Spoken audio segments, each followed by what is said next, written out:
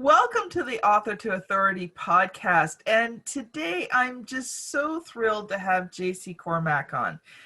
Sometimes you meet someone and there's that instant connection. You know that there's that synergy, that they kind of feel the same way that you do about things. And Jaycie is one of those people. So after our first conversation, I'm like, oh, I've got to have her on the show. Now, she's a lifelong entrepreneur, business coach, and creator of the Showstopper Entrepreneurs Lab. And she helps creative entrepreneurs learn how to apply the necessary and practical aspects to their business with a fresh creative approach so that they can achieve their dreams and work on living life on their terms. So welcome to the show, Jaycie.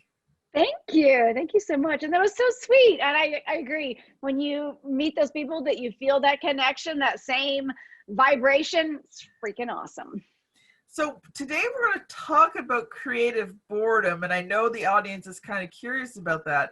But just before we get to that, Jaycie, why don't you share a bit of your story and your entrepreneurial journey? Okay. Well, something I share typically only in my creative clarity workshop. I'll give you a little tiny sneak though. As when I was 17, I was at this point, as we all would be at that point, like, what am I going to do with my life? What am I doing when I grow up? Right. And I'd always wanted to be a dancer. I was a dancer. I'd always wanted to teach dance and have my own school. And I had a ton of other ideas.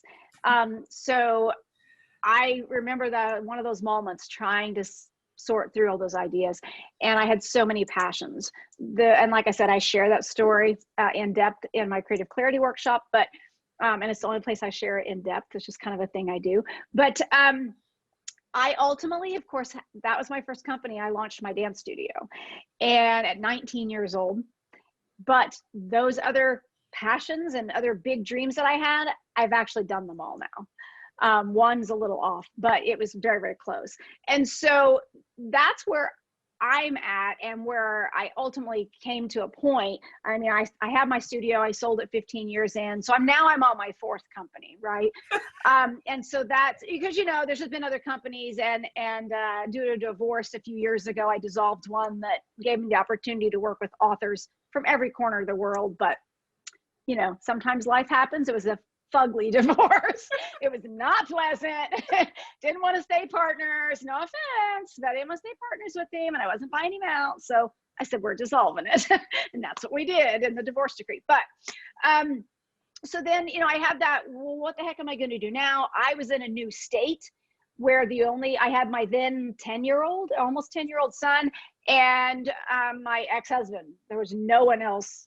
I'm in Texas still, but there was no one else here. We were brand new in this state, only a couple months in. And I had to come up with some kind of an income while I marinated whatever my next company would be, because I knew I would have my own big company again. But what was I going to do in the interim? So, because I needed an income. My savings wasn't going to last too long. 6 or 8 months, whatever it was, it actually, handled things for a while. So I did enter into contracting, but then that's where right before the pandemic became a big issue, right? So not quite a year ago now, but this idea really started to come forth, and I was just about ready to run with it and work with creative women entrepreneurs. And so it's kind of had some shifts, and some other things have happened, let alone the pandemic this year. But it's in full force now, and I'm thrilled to be able to be a business coach for creative women entrepreneurs. That is amazing. And I love that you specialize down. Now, I'm sure, because we probably have some men on listening to the podcast. Mm-hmm. So, I'm sure if you really had to, maybe there's a few good men you'd work with as well if they were interested. It's just good marketing when you know who your ideal avatar, your ideal client is. And that's kind of like me all over again, right? Like I know her. However, have I worked with men and had male clients? Yes. And I have no qualms doing that. I like to do that. but sometimes I have a more transpersonal or spiritual approach to things.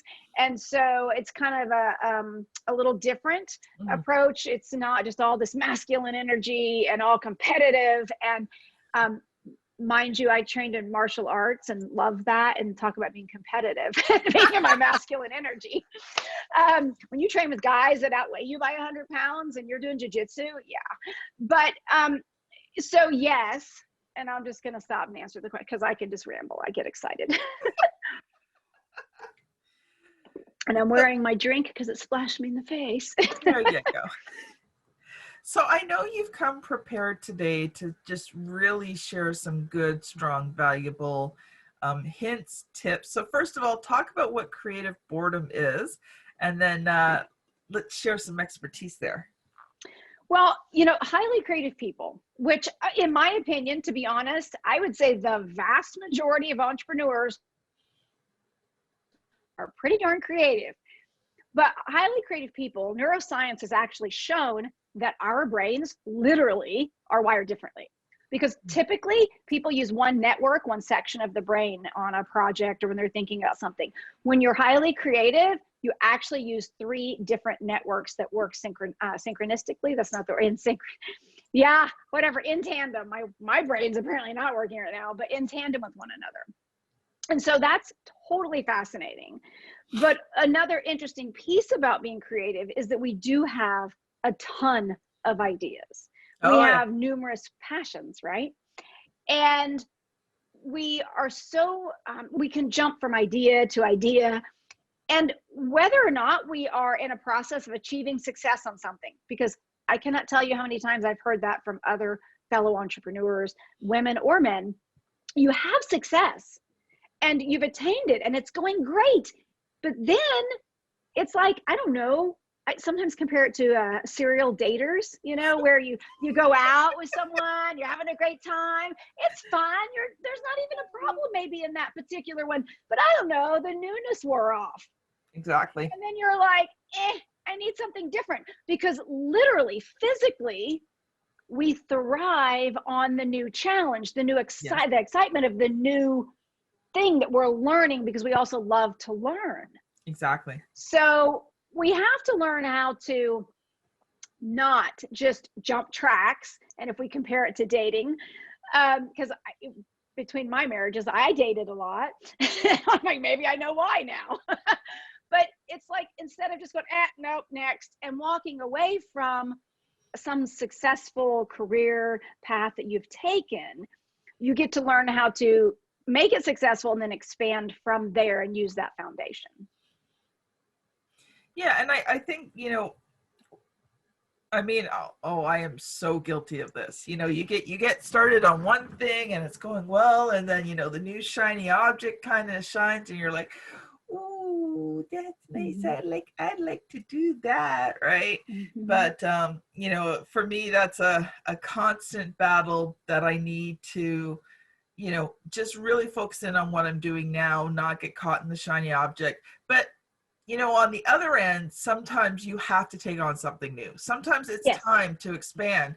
And I think that, that's both ends of the pendulum, right? Where, you're switching things so fast that you never get the true success, or you never take on the new thing because you get so stuck in the one thing. So I think there's a balance point in between those. Mm-hmm.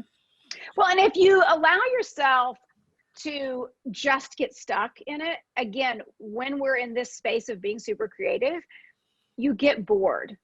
So when you reach that boredom, you feel stuck in the rut, your customers, clients, they're going to feel it. You're not putting out creative, amazing stuff. Or even if you're product based and you're selling somebody else's product, or you're an affiliate or something like that, well, guess what? You still have to be excited and have some creative, interesting way that makes you stand out, that you're sharing about that thing. Yeah. But if you get bored with it, it's going to show. People are going to feel it. You're just going to feel it.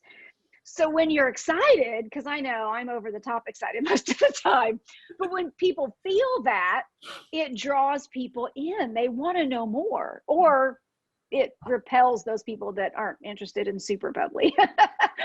But that's okay. So we don't want to get stuck in this. I hate it, because it shouldn't, in my opinion, it shouldn't be like that. We need to have that opportunity. Life is about growing, but it's about finding the joy along the journey, in the journey itself, not just that end goal. So how do you kind of stay balanced in that center point where you allow yourself the creativity and the newness of things without sabotaging what you currently have? Well, so this is where years ago, like I said, my first company was a dance studio. And I can't remember exactly how old I was. So I can't recall, to be honest, if it was, I know it was my mid-20s. I never can remember if it was before or after my now almost 25-year-old son was born. But so it was in my mid-20s, but I remember the moment I'm in the studio and I'm working on curriculum for that day, something for class that day. And I just stopped dead in my tracks and looked at myself in the mirror, and I was like, you're supposed to be doing something bigger.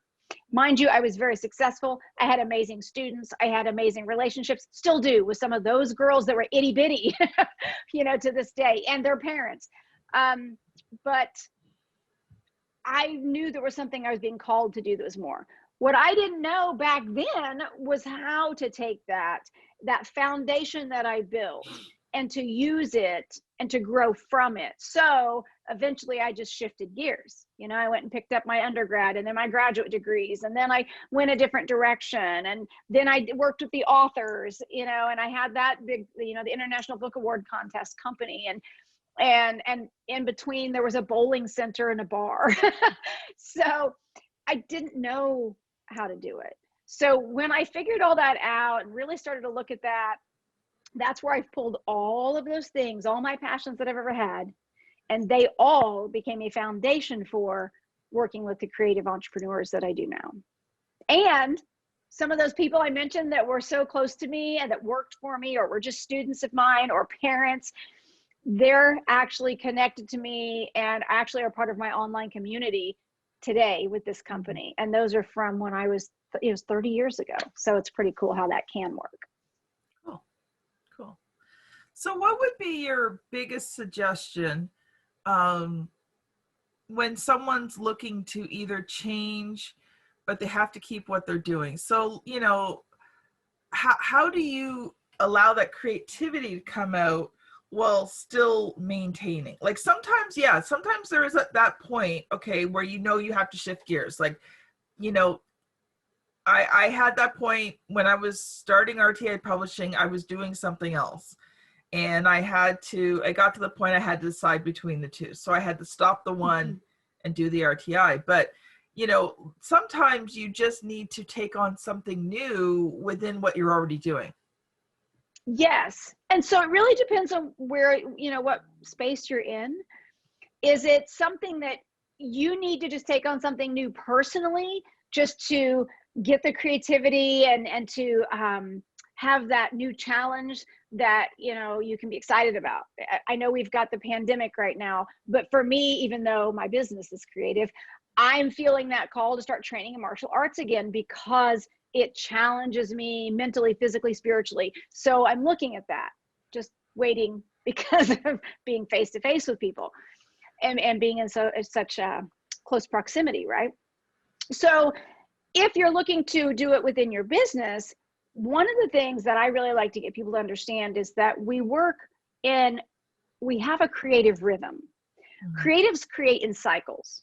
So you have to learn what yours is. And I like to break it down with clients as far as not just by like, oh, when am I most creative during the day?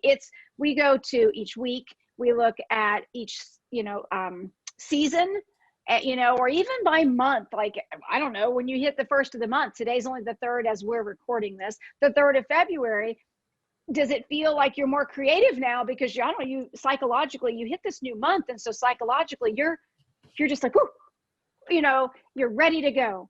Do you feel that you need to be more practical, get some big things done because, I don't know, it's the end of the week and you got to get it done before the weekend? So you have to understand the creative rhythm. When you are actually better at being creative, when your creativity naturally flows, when you can set time for it and learn how to open the door for it to flow, When can you be more practical? What works for you to apply those practical action times? And then the chill, the boop, boop, boop, beep out time. I do say, I won't do it here for you, but chill the heck out time, right? Because as creatives and as entrepreneurs, we go, go, go, go, go. We must make sure that we make time for ourselves to stop, that we can just chill out, whatever that means for you. For me, it literally might be putting on my boxing gloves and going in our other room where I have my stuff set up and boxing for a while, because I zone out because I'm so focused on the movement, or dance, or meditation, or whatever it is for someone, or if it's just vegging out and watching television, whatever that is that works for someone. Because if we don't, we will burn out. Yes. Yes. So that's a piece that I love to teach, is developing our creative, what I call creative rhythm, and understanding what it looks like for each individual. Because mine is not going to look like yours or someone else's. It's going to be a little different. Because I actually hate it when I hear a coach, oh, you know, you need to check your email at 8 in the morning and then noon and then just at 4 in the afternoon. And I'm like, well, that doesn't work for everyone. Boring. Yeah, it doesn't work. Right? I mean, and we don't want to get sucked into it, but you know, you have to figure out when it works best for you so you can pull that in.